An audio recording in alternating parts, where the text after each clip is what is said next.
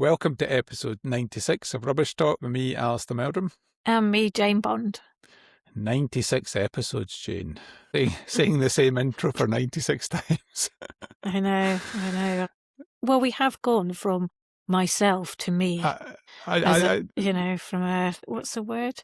I was waiting for our grammar corrections, because last week you said myself, so I was waiting for the grammar police to catch up on us, but they've given you a bye. They've given you a bye, I think. I know. It's just, when you say it and you go, oh. Anyway, this week we're going to talk about end-of-life vehicles. So last week we talked about tyres. This week we're going to have a deep dive into end-of-life vehicles. But before that, as always, a bit of news, and we're still on the search. I think we're angling towards 100 years of waste management for episode 100, and I have been getting a wee bit of communication for some of our, is it fair to say, our more elderly retired listeners? More experienced, maybe we should call them. So Colin Clark, who appeared in episode 31 of Rubbish Talk, he's actually very kindly sent me a presentation about legislation changes and how the sector's changed over the years. Now, the presentation is actually from about 20 years ago, but I could honestly just change the heading to this year, and you probably wouldn't notice much difference, which is quite sad. And then we also had George Niblock, who was in episode 11, his feedback was basically that for 75 years we humped it and dumped it and we filled whatever hole we could. And then we had the Control of Pollution Act came along, and pollution was the focus. And then we moved on to protecting the environment. And then we had resources, followed immediately by circular economy. And so for 50 years... the last 50 years or so, we've had regulation, strategy, consultations, quangos, and as he says, wasted time and money.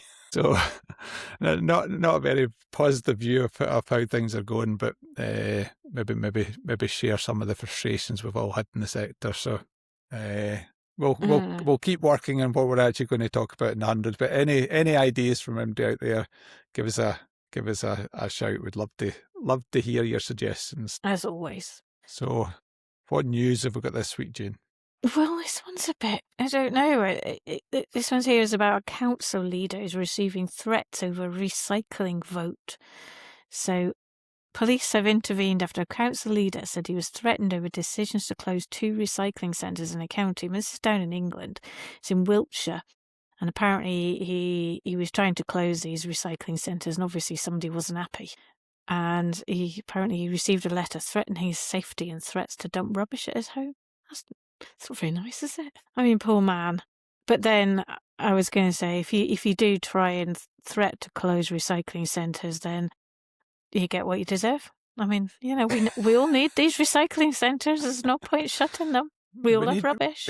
We need people to take responsibility for their own waste, Jane, rather than threatening people. Well, yes, okay, fair enough. But there's no end to waste, Alasdair. It's like a river. It never stops. I've not heard that one this year yet. But no, it can be really controversial, can't it, for these recycling sites? That, I know, in fact, we work with a couple of councils that have a large number of household waste recycling sites, and it's relatively uneconomically viable to keep them all open, and some of them aren't really fit for purpose because they've changed so much from just bring your residual waste in and dump it to, having to have all the various recycling facilities available, areas for POPs waste, areas for waste electrical and electronic and so on. It becomes really challenging for councils. Yeah, they were only really designed for about 2 or 3 different types of waste, weren't they? And now they've got about 26 or whatever. Absolutely. So and like you say, we've had councils who, like, they're too small, or perhaps they're trying to amalgamate and open a bigger one and having to close the little ones. So there's all sorts of reasons why, isn't there? Yep. But I'm going for the international news, Jane. So I spotted something from the Earth.com, and the news item was all about plastic waste has become a household fuel in the world's poorest cities.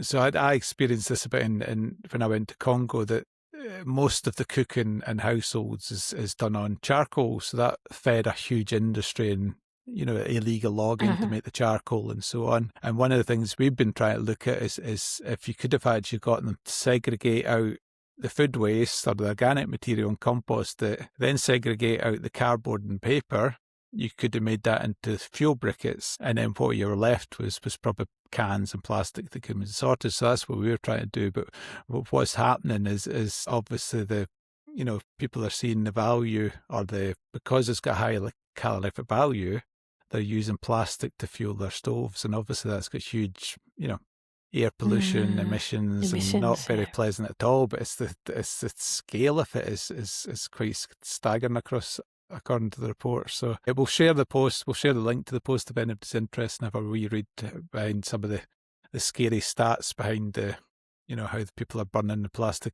effectively and illegally.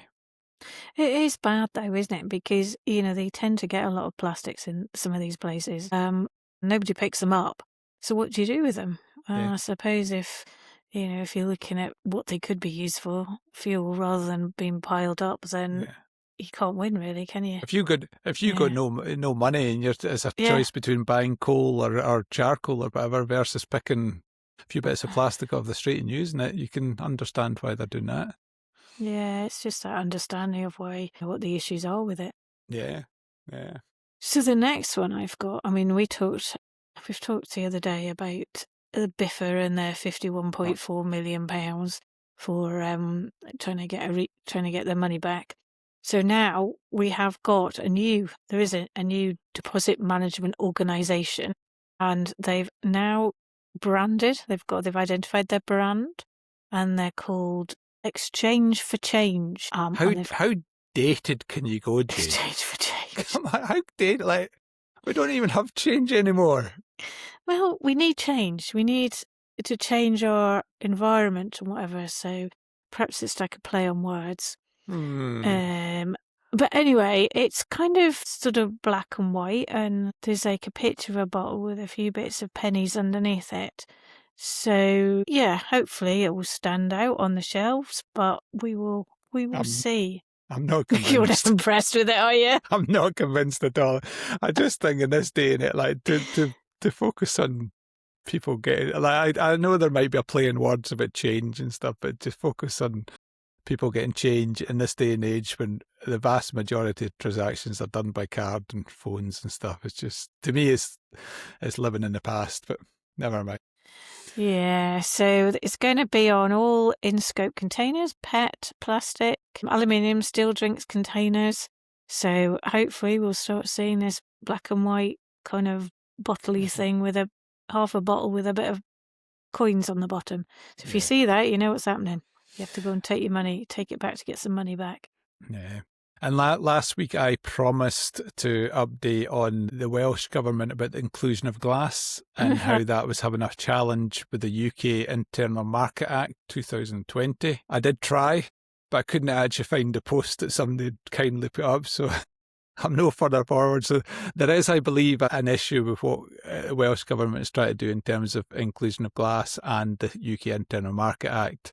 And somebody had done a good post on LinkedIn about it, but I failed to keep a record of that post and can no longer find it. So, that's frustrating. It'll appear probably tomorrow or next day in my feed when I'm not looking for it. But if I do find something, or if somebody understands what is happening in that space, then give us a shout. The old Google and the ChatGPT and stuff couldn't help because they were going back a few years. So I need somebody who's got their finger in the button in terms of what's going on at the moment. Okay, that's a challenge out there to our listeners. So we have been talking about this big rubbish dump, haven't we? The one in Kidlington in Oxfordshire.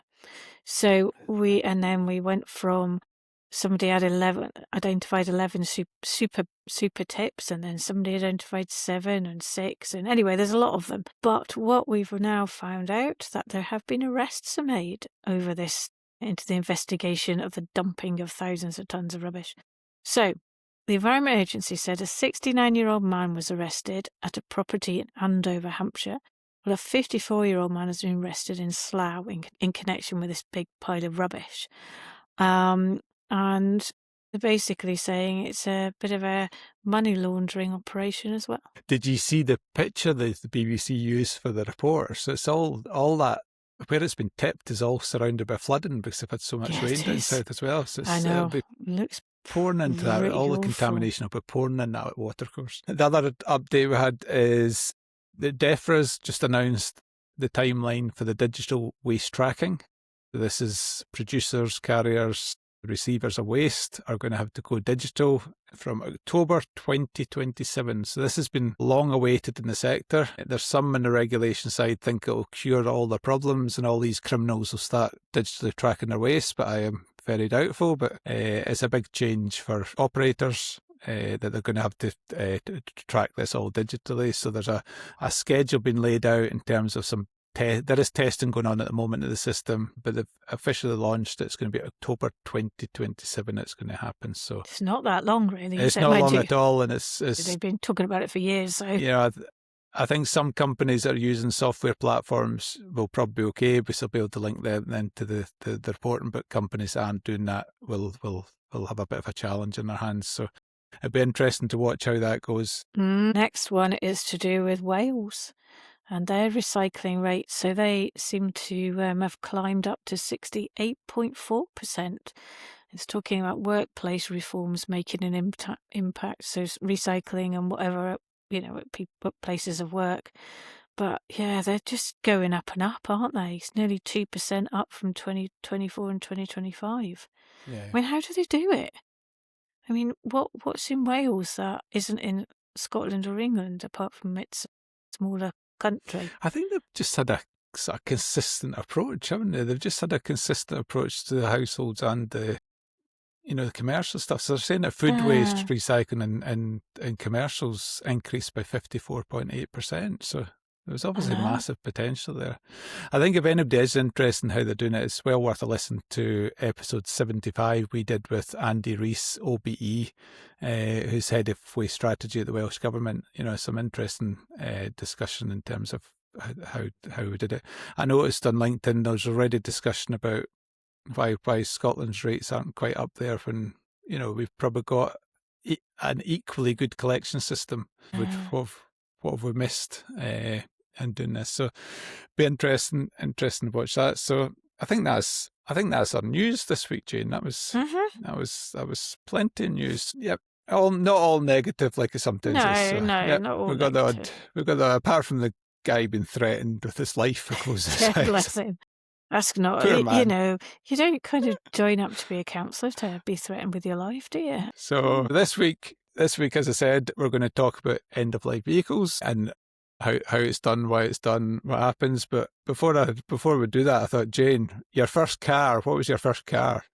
Well, crikey. My first car my first proper car was a Vauxhall Astra. Vauxhall Astra? Mine was a Vauxhall Chevette. Chevette. And you know what it was called?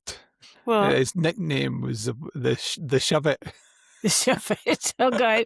Oh well. It broke down more often than the number of times I was parked up in country lanes, and I couldn't afford an A membership, and I had to use my mum's and pretend she'd had to go away for an important message. And my goodness, can you remember? Mine was NJA 757W. Oh, I can't remember the registration, but NJA was Nice Jane's Astra. You see.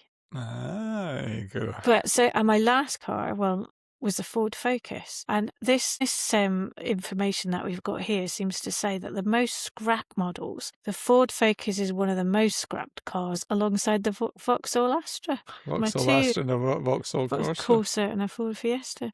But anyway... But that's just down to they were probably the most common cars, weren't they? They were, at that period, they were they were common cars. And because they're saying that approximately 1 to 2 million end-of-life vehicles are scrapped in the UK each year. That's quite a lot, isn't it? I wondered about that figure, how such a big range. A range of between 1 and 2 million is quite a big range, but the reckon for, I think it was 2024, it was 1.4 million, I think it was. I suppose the thing with it now is lots of people are scrapping their cars because of external factors, aren't they? Well, some of them are old models and got high mileage and things like that. My Ford Focus nearly reached 200,000 miles, which was quite impressive. And I didn't scrap it. It was sold. That market.com, we buy any car, offered me 350. What an insult. And I did sell it in the end for considerably more than that. Anyway, that's not the point.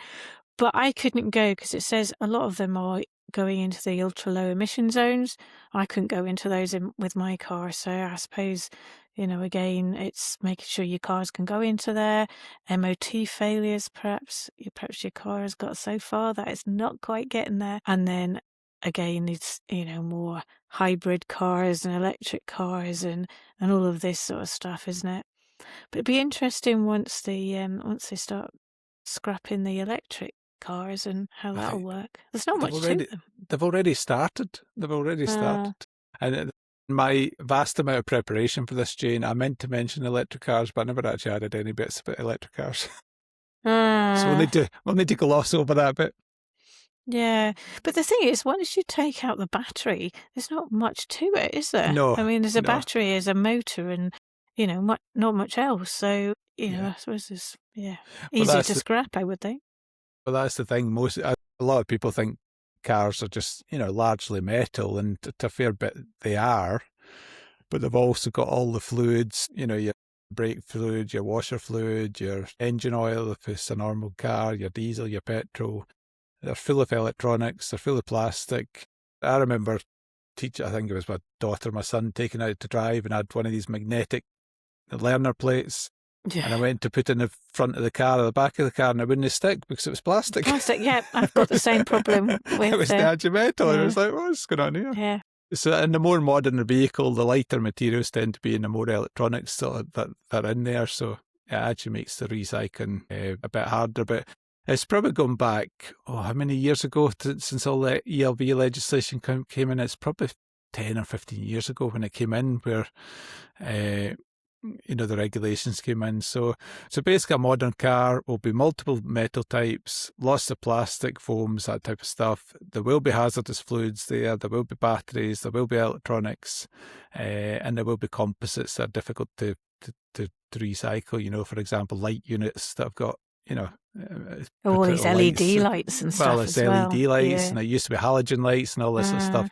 So a vehicle is, complex and hard to dismantle to recover the values. I think it's particularly all the seats and everything as well, isn't it? Yeah. So if we look at how you do it, right? So the step one, okay, the vehicle has to be deregistered and sent to an Authorised Treatment Facility, an ATF. So it needs to deregistered as a car that runs on the road. And then it needs to be depolluted. All the stuff, the fluids, airbags, batteries, hazardous components, everything needs to be removed and recovered safely because a lot of these things in here are quite hazardous materials. Your airbags have got an incendiary device, explosive. Yeah, exactly. So we need to be careful about these. Then they reuse the components, stripped and resold or shredded. I think the thing is there's a lot of it shredded as well. The metal recovery, obviously, you can get rid of. There's a catalytic converters, which actually cost quite a bit of money. And we did have Anna, who... That's what I was going to say. I was going to... Remember her talking about her cats. And then there's all the plastics, textiles, and all of that sort of stuff, which is landfilled or incinerated. But there's quite a bit there. What doesn't happen, you remember when you used to see those James Bond films and somebody was caught in the boot of the car and then they took them to the scrapyard and they just kind of dumped them and squashed them? It doesn't necessarily happen like that because there's too much stuff to take out to be dumped and squashed. So, I do think there's a... Episode 41, Anna Claus. There you talking go. Talking about our cats. So there you go. We can relate everything we talk to about somebody we've already spoken about. Absolutely. I quite liked when I was looking into this today, the bit about reusable components. So one of the things, back when I used to run my Vauxhall shove it. Every time something broke, you used to go to the scrapyard and you used to say, right, this is broken, can I find? And some guy would go along and find you the door handle or whatever it was you needed.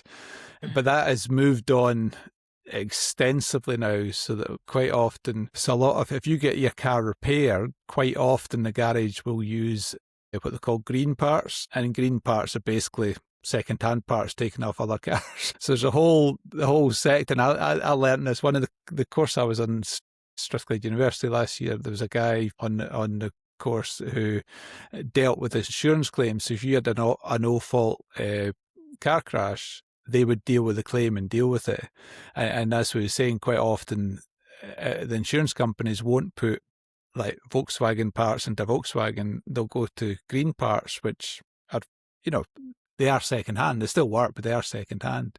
So you've got a scale of, somebody searching a scrapyard for the part that you need versus, companies which will literally take every major component of a vehicle, put it up on a website and try and sell it, to, the car sector actually, harvesting up all these parts and then reselling them as green parts. So it is reuse, and it is, it's the way to go. And it does reduce the cost of, repairing your new car and so on. So it's all quite positive from a reducing the amount of waste we produce point of view. And the cost point of view as well. Yeah. You would have thought so. Well, there's a place near us in East Kilbride, and you go past, and there's masses and masses of cars in there, and they've all got a bump in them or, something. I don't know whether it's an insurance yard or, where they take cars that have just had a bump, but it's an enormous amount. So what do we have to take out? Because there's such a lot of stuff in there, isn't there? So obviously they're going to take out the fuel and the petrol and the diesel, because they don't want to squash that. So if you're on a scrapyard, if you're on a scrapyard, you don't need to pay for your petrol or your diesel. That's right, your own transport. Yeah, all sorted. That's all sorted. Take out the brake fluid, reuse that. Take out the coolant, take out your wash fluids, explosives, and then there's all that electrical components. There's so much more electrical components now, aren't there? Everything's electrical now. Yeah, so it's quite important to take all of these out before you start squashing your car or, dismantling it. The first one to take out or set off is the airbags the seatbelt pretensioners. So some of the modern cars have got airbags all around, so it's not just an airbag at the front, it's at the side and so on. So I did end up in a rabbit hole earlier on trying to work out how they actually deploy them.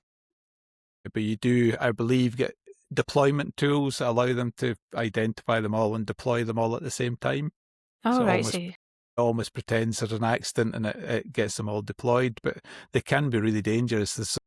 When I was looking through this morning, there was loads of HSE advice and guidance and so on about how you actually deploy them, because they are effectively an explosive charge. So the normal methodology for depollution is you set off all the airbags and the seatbelt tensioners, and then you start taking the fluids and all the other stuff out, just in case, if you did it the other way, there's a potential risk somebody gets hurt. So, oh well, gosh, that's a good point. So you don't have to pretend you're in a crash to set them off. No, they can. They've got a tool. They've got a tool to do it, and then they can do it manually. They can sort of connect them up and do it manually to set them off. But again, when all this depollution stuff came in, that was all very new about how you set off airbags.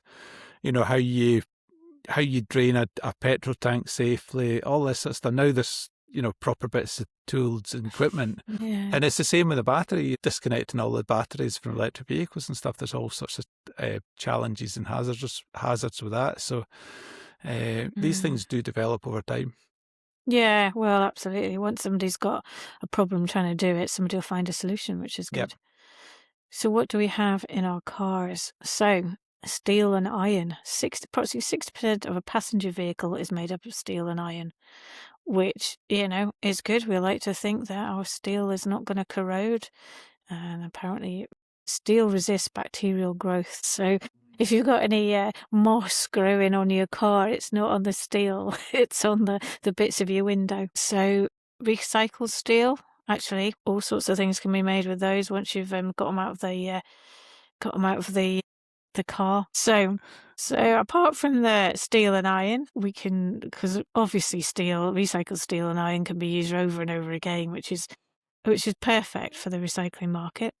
We got rubber. We talked about rubber last time, particularly tyres, making sure they're handled responsibly where they're put and if they can be recycled properly. But then we did talk about a lot about them last time. So if you want to listen, episode 95. So moving on from the tyres, we've also got glass, obviously, because you've got your glass from your windows and all this sort of stuff. But it is tempered glass. I mean, it is going to be, it's glass that doesn't always smash or whatever when you hit a pothole or a big stone hits your windscreen. So and some of it's got the heating elements to it as well. So it's the back one and the front one. Yeah. So again, you can reuse it, but it just needs to be taken out properly. And it's got the other one for the rubber is the rubber seals around all the windows as well. So that's quite a big. It's not a big component, but it's a component. Yeah, absolutely. And the glass. So we've done the glass, but then there's also all the bits, the the rubber bits around the plastic, and there's all the plastic. It's so much plastic though, isn't there, as well? Unless you've got leather seats and your leather steering wheel and all those fancy bits. Still have foam in there, but yeah. As we talked about earlier, quite a lot of the vehicles, there's more and more plastic there as well. So what type of plastic's that? Can we recover that? Is there anybody interested in that plastic waste stream? So, yeah, there's quite a lot of it actually, isn't there? Yeah. So they reckon that 85 to 95% of materials is actually recycled from ELVs. Not bad. Are recovered, which and the EU mandatory target is 95% total recovery, and that includes reuse, recycling, and energy recovery by weight. Right. Okay. So it's pretty much there or thereabouts. One of the areas where I think the sector's less good is this what they call the frag waste. So what they do is take the car, once they've depolluted it and once they've taken all of the bits they can take out, as we said, the glass, the rubber seals, all that type of stuff, they'll shred the vehicle up and create a frag. They'll remove the metal and that'll go off for recycling. But this frag's just like I don't know how to describe it. It's just piss, isn't it? It's like, there was a huge issue, I don't know how many years ago, 10, 15 years ago, where the Environment Agency decided, because the depollution wasn't that good at that time, quite often the frag waste got mixed up with a bit of oil and so on. So it ended up being classified as hazardous waste because of the oil content in it. And at that time, there was about 6 sites in the UK that accepted frag waste. And they all ganged up in the Environment Agency and shut their door. And stop taking the stuff. Oh, wow. And about 3 or 4 weeks later, after them not taking it for so long, the Environment Agency suddenly decided it was no longer hazardous, and they kept taking it for a long time. So I'm not actually sure where that hazardous, non-hazardous bit's got to, but there will be hazardous components within that, because you've got zinc, you've got lead oxides, you've got residual engine oil, you've got brake fluids, you've got antifreeze, you've got all sorts of stuff in there that's potentially hazardous. You might even have PCBs and cadmium and so on. So it's probably, if there is any experts out there have a bit more detail about frag waste and what's happening with it, I'd love to know, because it's not easy to find. Yeah, it was always kind of one of this stuff where you looked at it and it's just a mixture of everything, isn't it? All sorts. We used to use it for landfill cover. To cover off your landfill site at night, you could use it but you used to get paid for it through the gate, and then you could use it for landfill cover. Mm-hmm. But wasn't it?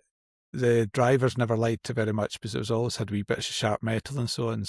Yeah, and I suppose it's not quite light, and it's not. No, it is a bit light. It sort of blows about a wee bit, and then after a while, we decided that wasn't a very good practice to use it for that. As you do, you learn. Okay. You learn from your mistakes. So. Oh yeah, no, you have to try these things, don't you? But I would imagine it's getting even worse because there'll be a lot of plastic content through it now, and so on. So interesting. Yeah, I suppose it's actually as well, it's taking this material of fluff or whatever you call it, or whatever you want to call it, and then be able to perhaps separate some of it, some of the plastics. I don't know. But then I suppose to some extent it's going to be all sorts of different types of plastic, isn't it? It's not going to be one type of plastic. So that's probably... It's the same. It's the usual story with any recycling. It's like, we've got a system where we're recovering and recycling as much as we can that's sort of commercially viable. If you need to go down a level to really start breaking the stuff out, we need to start paying more for the recycling. Yeah, good point. That's the end How of the day, much does it cost? Because you can get money for your car, don't you? If you take it, and you can. Is there not a money for scrap or something? It's like 250 quid or something like that. My poor Vauxhall Chevette. I spoke to the scrapyard and they promised me 150 quid, which 150. is a student. That was a lot of money. And I turned up and they said he'd take the car and he claimed, "Oh, I thought you told me it was a Vauxhall Corsa or something. I'll only take that for free." Really? And by this time I had no road tax, no MOT, no nothing. I'm like, it's not going. I think he knew. I think he was scamming me. I think he knew full well. That's bugger. So a shame. I never got my 150 quid. So there you go. So that's us. I think that's end of life vehicles. Love to hear from somebody if you've got any info on what actually happens with the frag. If you're the expert in dealing with frag and making use of frag, then we'd love to. I'm sure we could get you on as a guest. And finally, you've got your rant, have you? We've got a rant. We never discussed this in our pre-meeting, Jane. We forgot. Okay, no rant then. No, there is. My rant is, in Scotland, we have the duty of care consultation on the code of practice for managing controlled waste, and it closes on the 5th of February. So that closes on the day this podcast goes out, this episode goes out. So if you are listening on that day and you want to add the consultation, you need to do it. And what the consultation's on is changing the duty of care regulations to insist that we all start collecting plastic film in Scotland. Now, my rant duty is care regulations. Yeah, that's where they're putting it. They're putting in the duty care. So commercial premises need to start segregating plastic film. My rant is we can't even manage the plastic we're collecting at the moment. So why on earth are we adding another waste stream to the mix? Yeah. I mean, the thing is, you call plastic film, it's hard to recycle. So if we can't even do the relatively easy to recycle, how are we going to ever do the hard to recycle, which is not then going to end up into energy from waste or landfill? We seem to build the foundation, get the bits we're sorting out, the bits we're already collecting, build the foundation, get that system in place properly, and then move on.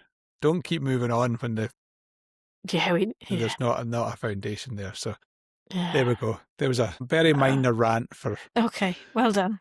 For bang on the time the consultation closes. Okay. Nobody can react. All right. Yeah. That's us. Okay, Thank you very much. No worries. Bye. Thanks for tuning in. We hope you enjoyed this episode. See you again next Thursday at 4 p.m. Don't forget to follow, share with friends, and send us your feedback at hello@rubbishtalk.co.uk.